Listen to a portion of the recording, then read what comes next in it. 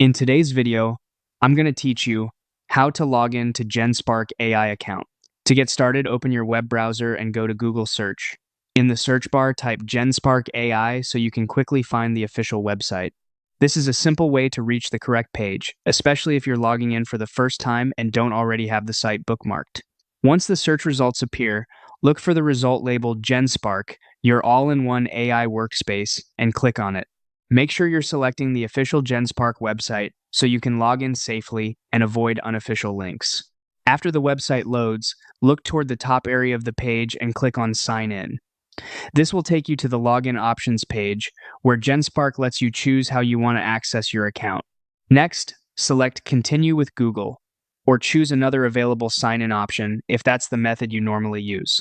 If your account was originally created with Google, it's best to use that same option to avoid any login issues. This helps keep your access smooth and consistent. If you choose Google, a Google account selection window will appear. Click on the Google account you want to use for Genspark. If your browser is already signed into that account, this step is usually very quick.